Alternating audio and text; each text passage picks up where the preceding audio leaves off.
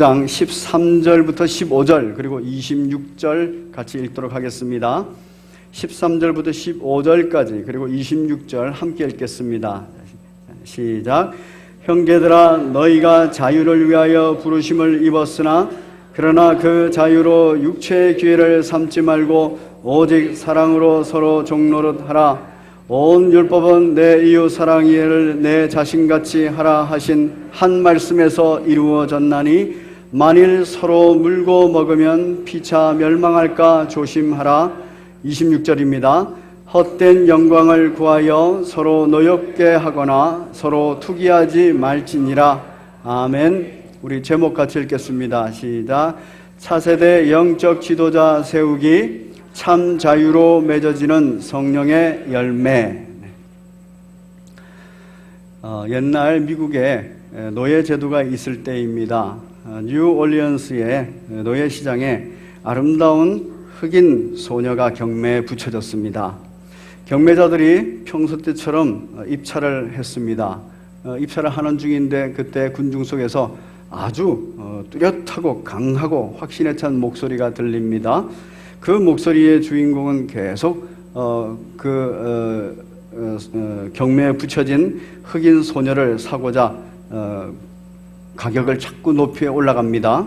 그래서 거의 보통 때 가격의 10배에 해당하는 가격으로 올라갔습니다. 그래서 $1,450의 소녀를 샀다고 합니다.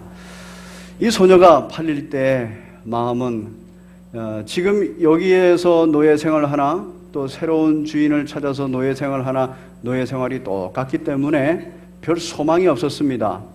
그래서 절망 가운데서 있는데 그 다음날 이 소녀를 산 사람이 찾아왔습니다. 그래서 이제 이 소녀가 말을 합니다. 주인님, 이제 저는 주인님을 따라갈 준비가 됐습니다. 마음은 편치 않았습니다. 여기나 거기나 똑같으니까. 그런데 그 소녀를 산 사람이 얘기를 합니다. 나는 너를 데리고 가지 않을 거야 하면서 노예 해방 증서를 줍니다. 그리고 너는 자유자야. 내가 너를 산 것은 너에게 자유를 주기 위해서야. 그렇게 말을 했습니다. 이 소녀가 너무나도 놀라운 소식이었습니다.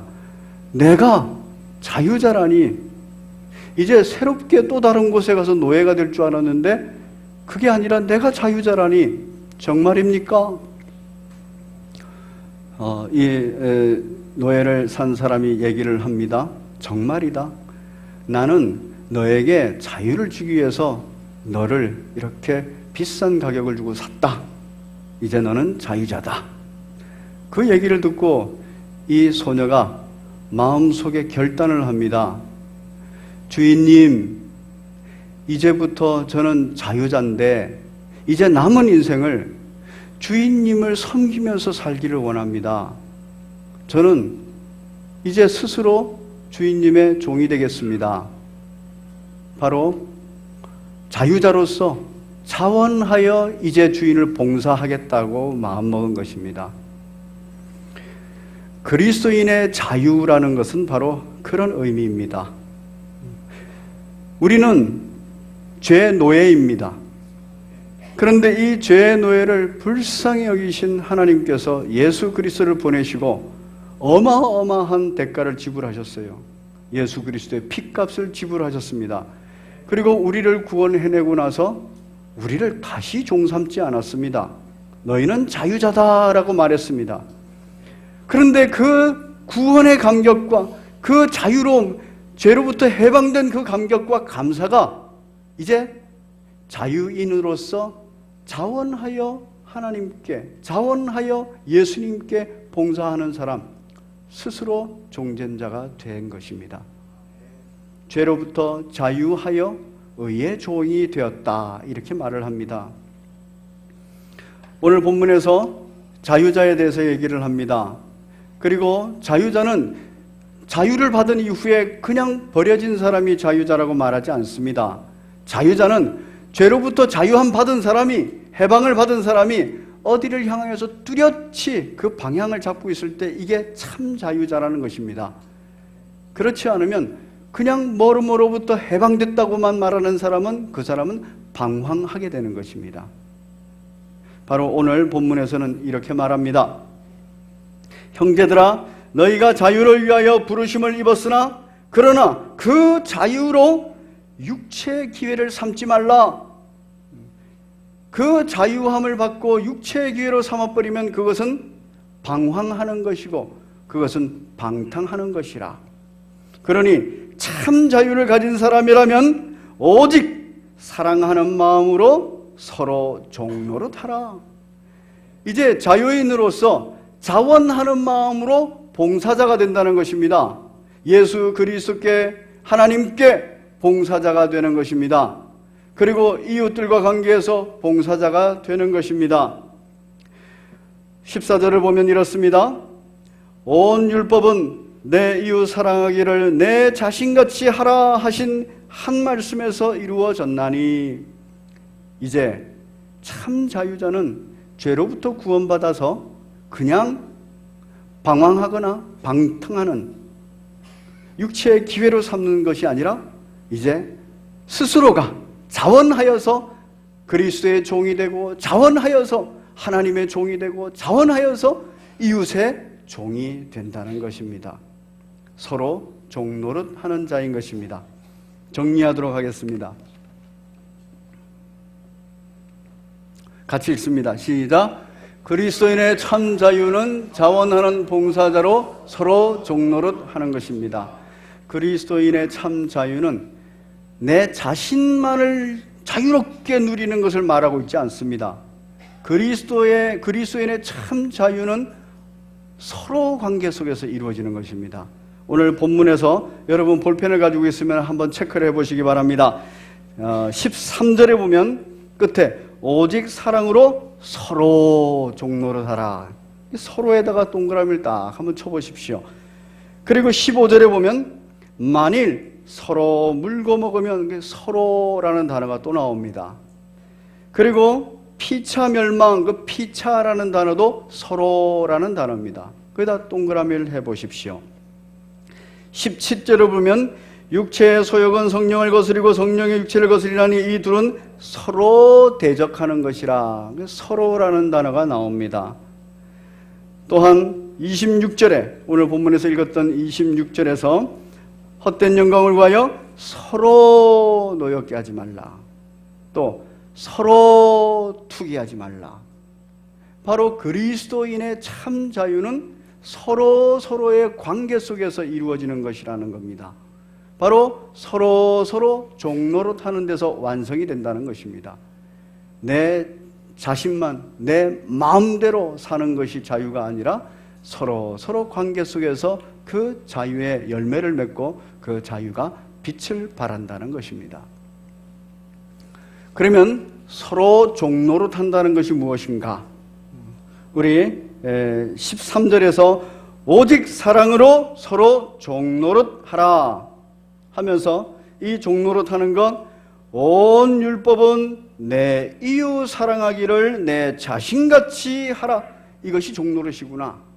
그러면 내 이웃 사랑하기를 내 자신같이 하는 것, 이것은 또 뭐냐? 바로 15절에 서로 물고 먹지 않는 거다. 그래서 서로 멸망하지 않는 거다.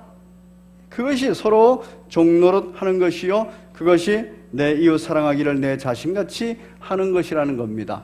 같이 읽습니다. 시작. 내 이웃 사랑하기를 내 자신같이 하는 것입니다. 시작. 서로 물고 먹지 않는 것입니다.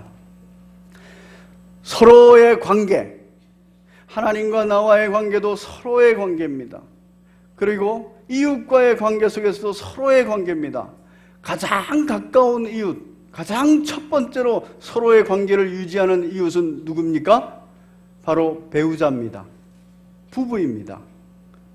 이 부부가 서로 종노릇 하고 있는가?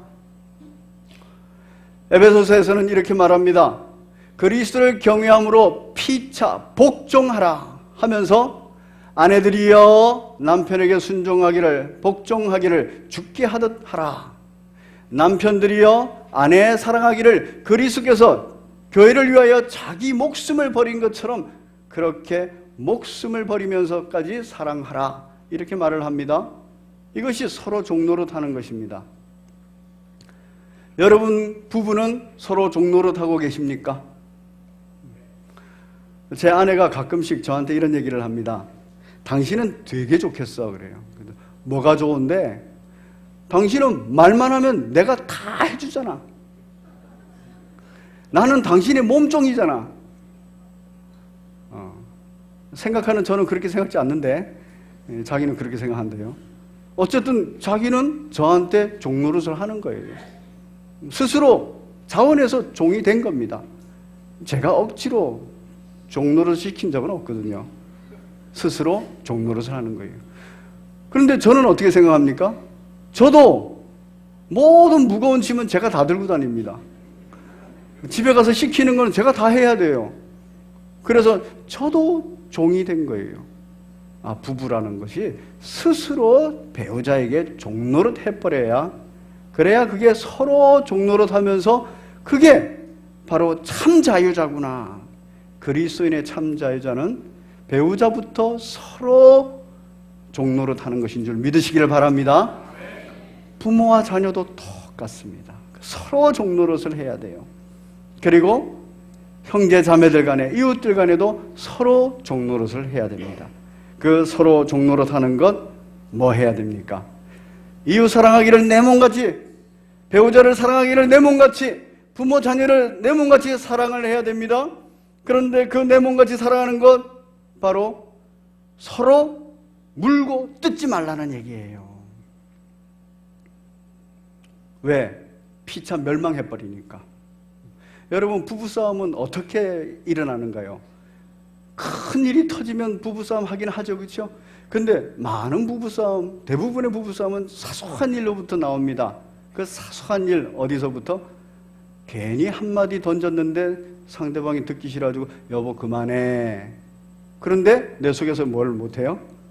그걸 못 참고 또 한마디 해요. 그만하라니까. 또 못 참고 세 번째 말을 해요. 그만하라니까! 에서부터 이제 부부싸움이 됩니다. 바로 서로 물고 뜯어가지고는 부부가 행복할 수가 없습니다. 부부가 행복하지 않으면 가정이 행복할 수가 없습니다. 서로 물고 먹으면 피차 멸망한다는 거예요. 참 자유자는 서로 물고 뜯는 거 아닙니다. 멸망의 길로 가는 게 아니라 흥하는 길로, 승리의 길로 가는 자인 줄 믿으시기를 바랍니다. 그리스도 안에서의 참 자유자는 자유인으로서 자기 스스로 자원하여 종노릇하는 자입니다. 누구에게? 서로의 관계 속에서 서로에게 종노릇합니다. 한번 따라해 보겠습니다. 나는 그리스도 안에서 자유자다. 그래서 배우자에게 종노릇한다. 네, 거짓말 하시면 안 됩니다. 종노릇 하십시오. 딱 결단을 하셔야 됩니다. 그럴 때 하나님의 큰 은혜와 축복이 있는 줄 믿으시기를 바랍니다. 우리 대성 형제 아내 종노릇 하겠죠? 네, 목소리가 좀 작아요. 다시. 예. 수연자매 남편의 종노릇 하겠죠? 예. 뭐 두 분 그렇게 시작했으니까 잘 됐네요. 예, 보겠습니다. 자, 이제 서로 종노릇하는 이 길이 어떻게 가야 되느냐 하는 거예요. 한번 같이 읽겠습니다. 시작. 성령을 따라 행하면 자원하는 봉사자가 됩니다. 서로 종노릇하며 자원하는 봉사자가 돼야 되는데 이게 쉽지가 않습니다. 어느 집에 그 암소 한 마리가 새끼 송아지 2마리를 낳았습니다. 그래서 첫 번째 송아지가 있고 두 번째 송아지가 있어요. 첫 번째 송아지가 이제 송아지들이 이제 어느 정도 자라가지고 어느 정도 자라면은 이제 그때부터는 또 기를 들여야 되기 때문에 콧뚜레를 하지 않습니까? 코에다 이렇게 뚫어가지고 그 콧뚜레를 하고선 통제하고 절제시킵니다. 이 첫 번째 송아지에게 주인이 콧뚜레를 하려고 그러니까 주인님 저는 콧뚜레를 하지 말아 주십시오. 제가 결단합니다. 제가 콧뚜레를 하지 않아도 제 스스로가 정말 열심히 일하고 누구보다도 우리 주인님에게 충성하겠습니다. 아, 그러냐? 그래. 그러면 코투리를 하지 않겠다. 둘째 송아지에게 가서 코투리를 했습니다. 둘째 송아지는 예 하고서 아무 생각 없이 코투리를 했습니다. 정말 첫째 송아지가 열심히 밭을 갈고 정말 멍에를 메고 열심히 합니다. 둘째 송아지가 피곤하고 힘들어가지고 쉬고 있을 때도 이 첫째 송아지는 충성을 다해서 목숨을 걸고 일을 합니다. 참 잘하고 있었습니다. 그런데 이제 시간이 좀 가니까 이 첫째 송아지가 꾀가 나는 거예요. 자기 혼자 고생하는 것 같고 너무 심하게 한 것 같고 이거 주인은 몰라주는 것 같고 그래가지고 슬슬 이를 피하기 시작합니다. 그리고 밭 갈다가 도망가 버리기도 합니다. 주인이 막 쫓아가서 잡으려고 그러면 뒷발질을 하고 주인을 찰라 그럽니다. 그렇게 말썽을 부리는 거예요. 통제가 안 됩니다. 어느 날 둘째 송아지가 주인에게 물었습니다. 주인님, 아니 우리 형님 첫째 송아지는 어디 가셨습니까? 그때 얘기를 합니다. 주인이 말합니다. 하도 말을 안 들어가지고 도살장에 보내버렸어. 우리는 결단합니다. 결심도 합니다. 잘하겠다라고 마음먹습니다. 그런데 하다가 보면요, 첫째 송아지처럼 꾀도 나고 억울할 때도 있고 지나친 것 같고 이런 생각이 나면서 이제 포기를 하고 내 마음대로 살고자 해요. 그 길은 바로 멸망의 길입니다. 성령의 콧뚜레가 딱 잡혀 있어야 돼요. 그래야 성령의 통제를 받아야 돼요. 그래서 성령에 의해서 절제를 받아야 돼요. 그래야 거기에서 좋은 습관이 길러지고 훈련을 받는 겁니다. 이 성령의 콧뚜레를 매지 않으면 무슨 일이 생기는가? 하지 말라는 걸 하게 됩니다. 육체의 소욕과 일.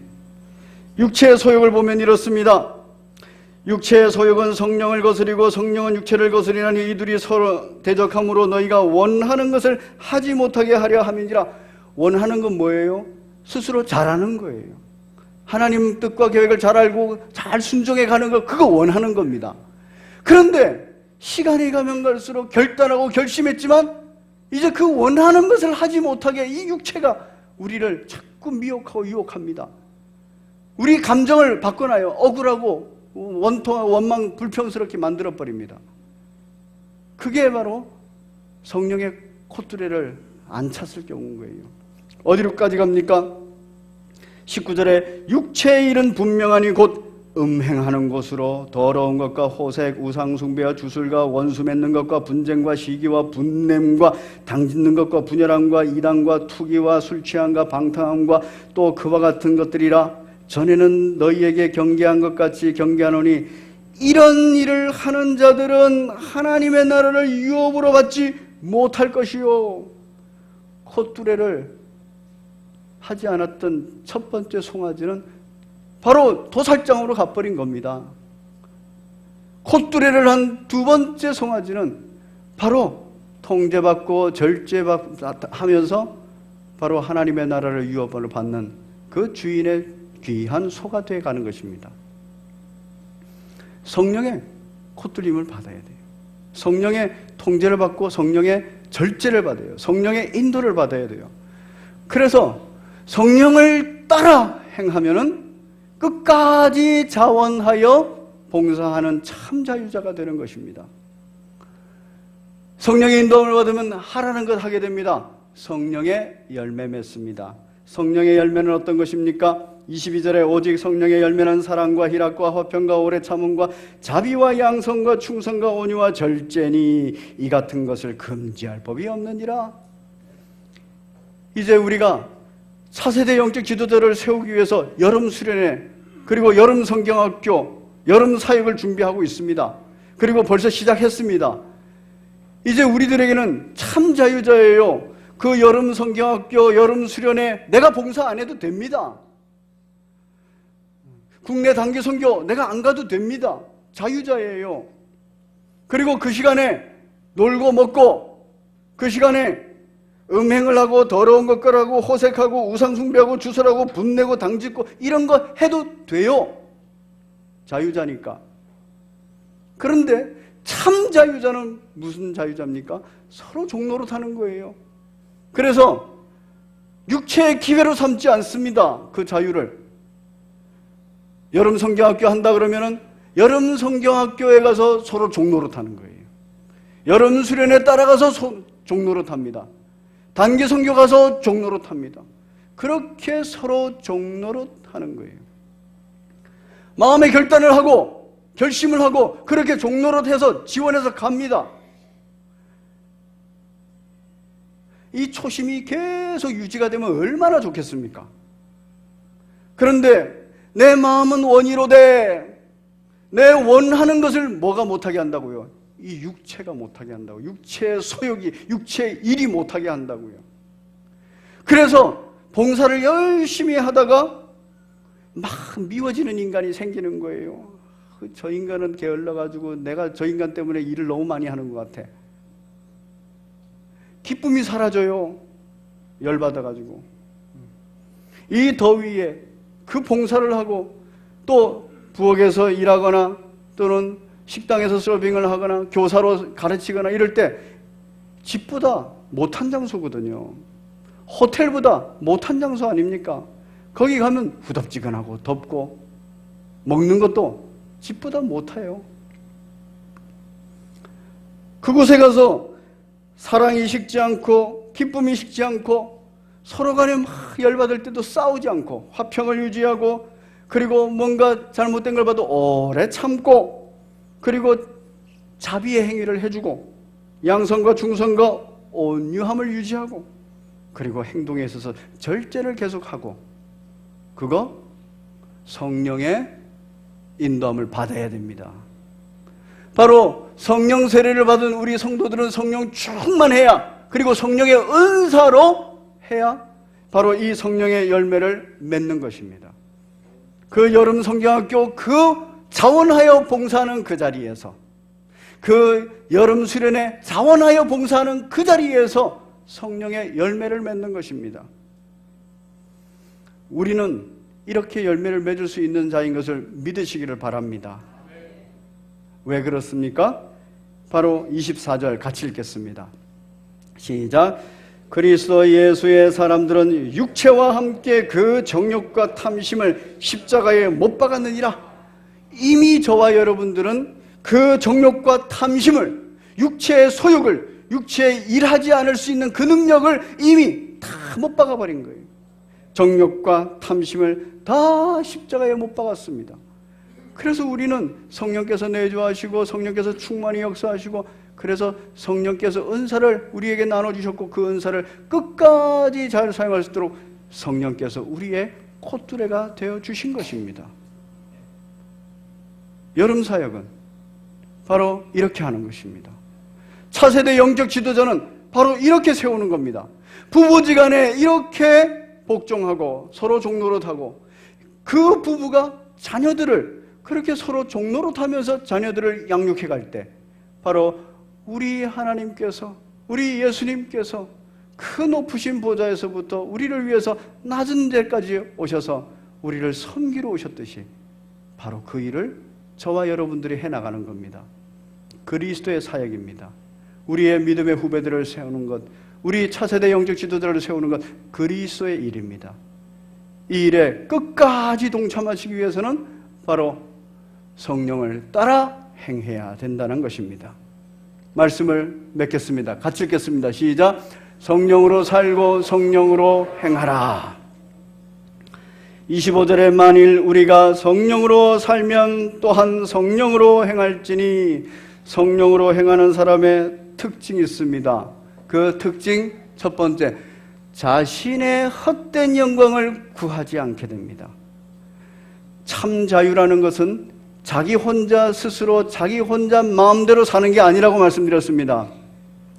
그리스도인의 참 자유라는 것은 서로의 관계 속에서 절제하는 가운데서 있다고 말씀을 드렸습니다. 자기 스스로 자기 생각대로 자기 방식대로 자기 마음대로 행하는 것, 자기 영광을 위해서 그렇습니다. 하나님 앞이라고 말하면서도 하나님의 영광을 구하지 않고 내 영광을 구하는 겁니다. 형제 자매들 간에서도 바로 내 영광을 구하는 거예요. 내가 이만큼 희생했는데, 이만큼 헌신했는데 나를 알아주지 않나? 내가 이만큼 희생하고 이만큼 헌신했는데 나를 그렇게 인정해 주지 않나?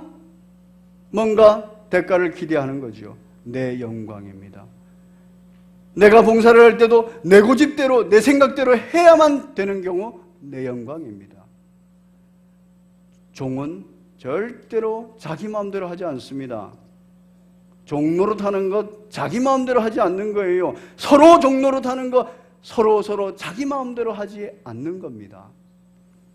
자신의 영광을 구하지 않을 수 있어요. 성령의 바로 콧두림대에서 인도받으면. 두 번째, 시작. 서로 노엽게 하지 않게 됩니다. 사역을 하다 보면은 짜증스럽고 힘겨워요. 그래서 말 한마디 잘못 나갈 수 있고, 또 보통 때는 그 얘기를 들어도 그냥 흥흥거리면서 넘어갈 수 있는데, 또 짜증스러운 상황과 환경 속에서 그 얘기를 들으면 못 참는 것들이 있습니다.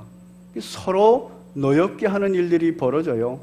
그럴 때 성령으로 살고 성령으로 행하면 서로 노엽게 하지 않게 된다는 거예요. 일을 할 때 딱 눈치를 보죠.